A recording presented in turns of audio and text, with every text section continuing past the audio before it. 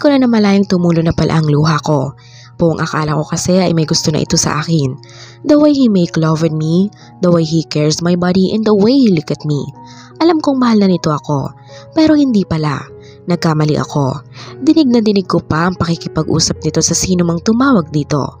Sinundan niya kasi ito kaagad dahil si Ate Delia na raw ang mag-aayos ng table kung saan kami kakain ni Lorenzo. Kaya nakasunod agad ako dito. Parang tinusok ng karayom ang puso ko na may balak pa pala itong masama sa mga magulang niya at sa tiyahin niya. Hindi pa ba sapat ang kabayaran ng sarili niyang dangal?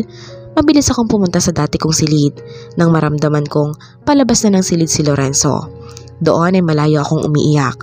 Mahal ko na siya pero ayokong makisama sa lalaking puro galit ang nasa puso nito.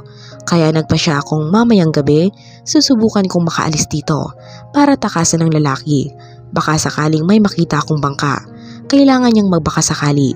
Alang-alang sa puso niyang tuluyang nahulog ni Lorenzo, masakit man isipin pero iyon ang totoo. Love, are you there? Tinig kong katok ni Lorenzo sa labas ng pinto. Tinawag pa ako nitong Love na parang walang nangyari. Mabilis akong tumayo at pumasok sa loob ng banyo at doon naghilamos para hindi mahalata nito ang pag-iyak ko. Nang makita kong wala na ang bakas ng pag-iyak ko ay lumabas na ako ng banyo. Narinig ko pa ang pagkatok nito sa labas ng pinto. Marahan ko iyong binuksan. Nag-aalalang nilapitan ako ni Lorenzo saka tinanong, "What's going on? Are you okay?" Tanong nito sa akin. "Yes, naalala ko lang ang mami at daddy ko. I miss them." Wika ko dito, may bahid naman na katotohanan ng ginawa niyang rason dito. "Don't worry, malapit mo na silang makita. Kaya tara na, kumain na tayo." Wika nito sa akin. Bahagya naman akong umiti dito sa katumango. Hinawakan pa nito ang palad ko para magkahawak kamay kaming bababa sa hagdanan. Hinayaan ko na lamang ito para hindi nito mahalata ang binabala ko. Sa dining ay tahimik lang kaming kumain. Nakikiramdam lang ako hanggang sa magsalita ang lalaki. "Do you want to swim? Doon tayo sa dagat." Saad nito sa akin. Marahan naman akong umiling.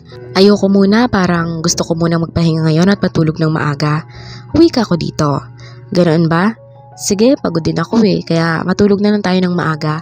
Wika nito sa akin. Pagkatapos naming magtalik dalawa ay nauna na itong matulog na. Agad akong tumayo at pumasok sa loob ng banyo para maghugas. Ilang beses pa akong huminga ng malalim saka ako dahan-dahang naglakad palabas ng silid na iyon. Kabado ako sa bawat takbang ko. Mabilis kong sinilip ang wristwatch ko. 11 PM na, kaya tulog na din ang ibang tao. Nakarating kaagad ako sa dalampasigan. Pero nanlumo ako nang makita kong wala akong nakitang bangka na maaari kong gamitin patawid sa laot. Pero ayoko nang umuwi sa bahay. Naglakad pa ako ng naglakad hanggang sa napansin ko na lang na napapalayo na pala ako sa bahay ni Lorenzo. Kahit pa madilim na sa bahaging iyon ay nilakasan niya pa rin ang loob niya para makalayo ng tuluyan dito. Kahit pa ng mga oras na iyon ay nangangatog na siya sa takot. Baka kasi may ahas o di kaya'y may mga paggalang-galang mga wild animals sa islang iyon. Baka kainin pa siya ng buhay.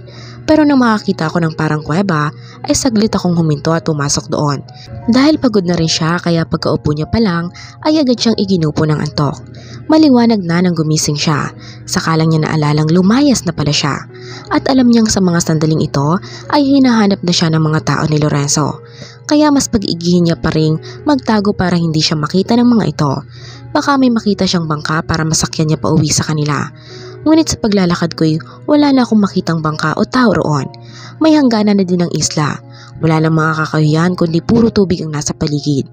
Muli akong bumalik sa kuwebang sinilungan ko kagabi. Doon na muna ako. Kailangan kong magtago para hindi ako hanapin ni Lorenzo. Para iisipin ito'y umalis na talaga ako. Nasa loob na ako ng kuweba nang makarinig ako ng mga yapak. Ibig sabihin, may tao. Diyos ko, baka hinahanap na ako ni Lorenzo at malamang galit na ito sa akin ngayon. Please Lord, huwag niyo po ako hayaan na makita ako ng mga tauhan ni Lorenzo. Ayoko na pong umuwi doon. Piping dasal ko sa Panginoon. Pigiling nga pa ako nang marinig ko na medyo malapit lang ang mga ito sa akin. Dinig na dinig ko pa ang pinag-uusapan ng mga ito. "Bart, doon ka maghanap. Lago tayo kay bossing nito. Di natin nakita asawa niya. Galit na galit kanina. Kung hindi daw natin makita si Ma'am Eliza, puputulan niya daw tayo ng daliri. Ayoko namang mangyari iyon Kaya hahanapin ko talaga si Ma'am Eliza kahit na anong mangyari." Dinig kong wika ng lalaki sa tinatawag nitong Bart. Malamang, ako din Ayoko ding mangyari yun. Natatakot pa naman akong magalit si bossing. Mukha lang siyang mabait pero masama yun kapag nagalit. Bakit pa kasi umalis pa si Ma'am Eliza? Mukhang okay naman sila kahapon na. Nako, baka sinaktan ni bossing si Ma'am kaya naglayas iyon. Anang nagngangalang Bart na kasama nitong lalaki kanina. Hindi na natin problema yon. Ang problemahin natin na ngayon ay si Ma'am Eliza. Kailangan natin siyang makita. Dahil kung hindi, lagot tayo. Paano pala kung nakatakas na si Ma'am Eliza kagabi at nilangoy niya ang malawak na dagat? Diyos ko, baka kinain na ng pating yun. Wika pa ng tauhan ni Lorenzo. Bahagi ako pang nasisilip ang mga ito, malapit nga ito sa akin. Ayaw kong gumawa ng ingay dahil baka makita ko ng mga ito at dalhin kay Lorenzo. Pikit mata akong nagkubli sa may nakausling kahoy sa ilalim. Nako, maghanap na nga tayo. Baka matagalan tayo dito at mapuntahan pa tayo ni bossing, baka barilin tayo nun. Uwi ka ng mga ito. Muli nga naglakad ng dalawa sa unahan. Medyo nakahinga na naman ako ng maluwag nang nakalayo na ang mga ito. Nasaan kaya ang ibang tauhan ni Lorenzo? Baka naghahanap din sa akin ng mga iyon. Ayaw ko munang lumabas kahit pa kumakalam na ang sikmura ko. Bulong ko sa sarili ko. Muli akong naupo sa ilalim ng kwabang iyon nang marinig ko ang galit na boses ni Lorenzo. My God! Andito na siya. Sana di talaga niya ako makita. Piping bulong ko sa sarili ko. Hanapin ninyo ang asawa ko. Mga walang silbi. Iisang babae lang natakasan pa kayo? Hanapin ninyo kung ayaw niyong putulan ko kayo ng daliri.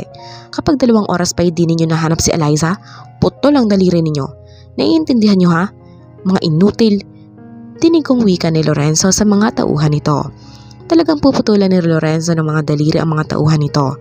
Paano na lang kung mangyari man iyon? Cargo ko pa dahil sa akin kaya nawala ng daliri ang mga iyon. Pero ayoko nang bumalik kay Lorenzo. Kaya ko bang isugal at lunukin ang pakitang tao nitong kaswitan? Pero paano naman ang mga tao? Magulo ang isip ko. Pero nanaig ang pagiging doktor ko, kaya napilitan akong lumabas sa ilalim ng kuweba. Lorenzo? Utal kong tawag sa lalaki. Nakatalikod kasi ito sa akin. Marahan naman itong lumingon sa akin, saka namumula ang mukhang sinugod ako ng sampal.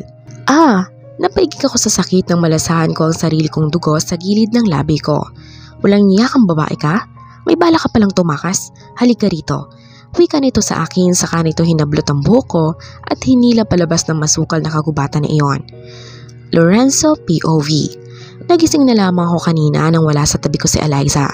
Buong akala ko'y nasa komedor na ito para magluto ng almusal namin. Kaso noong bumaba na ako para mag-breakfast dahil aalis na naman ako, yun pala'y wala doon ng babae. Hinanap ko muna ito sa banyo, sa paligid, pero wala akong nakitang kahit anino ng asawa niya. Iba na ang kutob ni Lorenzo nang bumalik siya sa loob ng bahay. Mabilis siyang pinatawag ang 6 na tauhan niya. At iisa lamang ang sagot ng mga ito. Wala silang napansing dumaan o nakita man lang ang asawa niya. Imposible namang tumakas ito. Walang ibang dadaanan iyon kundi ang malawak na dagat na iyon at chopper. Hindi din ako naniniwalang nilangoy ni Eliza ang dagat dahil maraming pating sa islang yon. Kaya alam niyang nasa paligid lang ang asawa niya. Hanapin ninyo si Eliza. Bibigyan ko kayo ng 2 oras para mahanap ninyo siya. Kung hindi, puputulan ko kayo ng daliri sa kamay. Galit kong saad sa mga ito.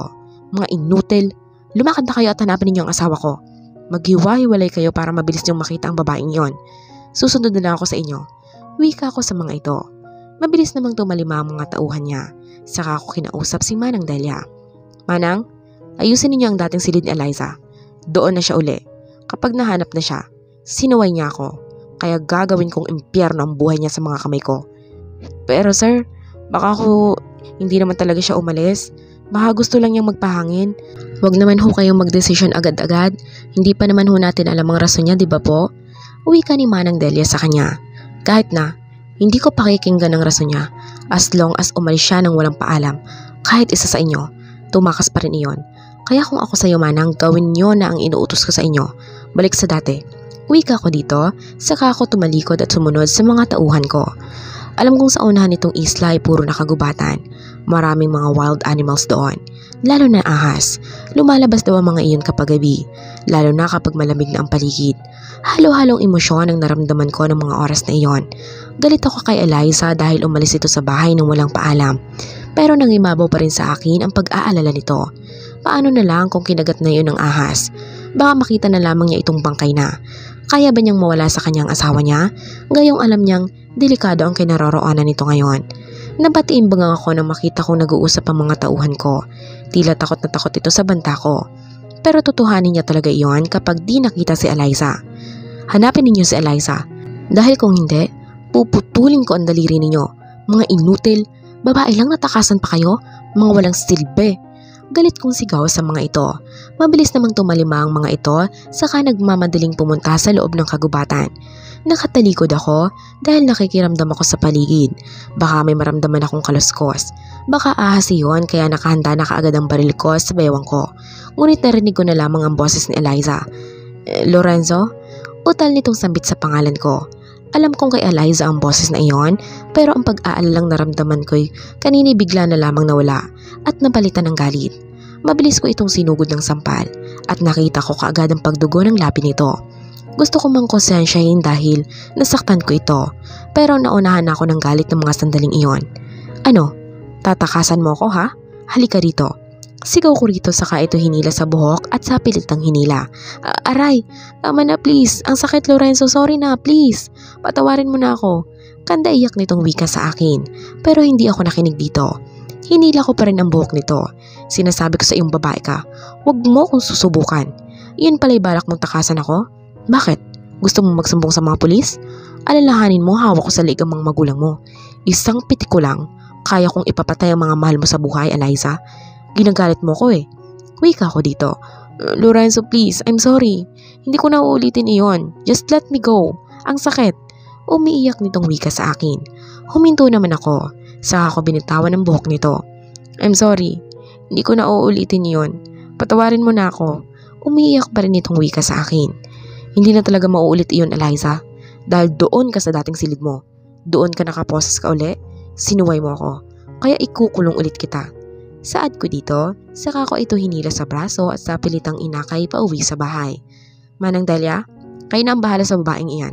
Siguraduhin ninyong hindi na makakatakas iyan dahil kung hindi, malilintikan kayong lahat sa akin. Saad ko dito, saka ko ito padaskol na tinula kay Manang Delia. Halika na, Ma'am Eliza. Doon na tayo sa loob ng silid mo. Dinig kong wika ni Manang Delia kay Eliza. Tahimik naman itong tumango at sumunod sa matanda. Kayong lahat, talasan ninyo ang mga paningin ninyo lalo na ang mga tenga ninyo. Dahil sa susunod na mangyari ulit ito, malilintikan kayong lahat sa akin. Naiintindihan niyo ba ha? Sigaw ko sa mga ito. Opo boss.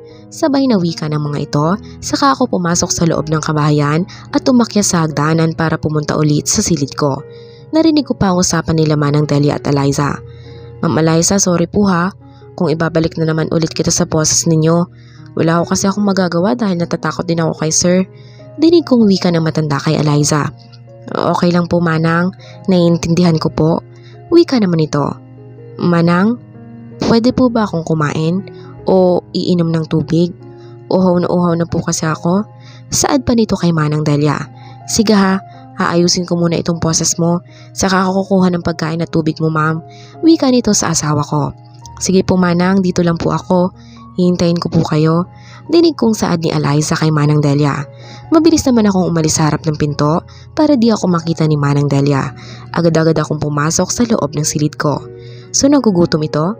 Bakit nga pala ito nagtangkang umalis? Anong reason ito? Okay pa naman kami kahapon, pero bigla itong tumakas. Kaya ba tahimik ito kagabi at pumasok ito sa dating silid? Dahil sabi nito ay namimiss daw nito ang mga magulang? Wala akong maisip na matinong sagot sa isip ko, kaya denial ko na lamang ang number ng daddy ko. Yes, Lorenzo anak, nasaan ka na ba iho? Tanong nito sa akin. Nasa isla pa po ako dad, kaya na muna ang bahala dyan dahil may inaasikaso pa po ako daddy. Okay lang po ba? Tanong ko dito. Sure son, okay lang anak, may problema ka ba? Tanong pa nito. Nag-away kami ng asawa ko dad, kaya aayusin ko muna ito bago ako pupunta dyan. Wika ko dito. Sige anak, unahin mo muna iyang asawa mo. Ako na muna ang bahala dito. Bye anak, ingat ka dyan. Wika nito sa akin. Sige po dad, ibababa ko na po ito. Saad ko din dito. Sure son, sige. Wika nito saka ito binabaan ng telepono. Napaupo ko sa kama at nahulog ako sa malalim na pag-iisip. Ano kaya ang susunod na mangyayari? Abangan po natin sa susunod na kabanata. Thank you and God bless.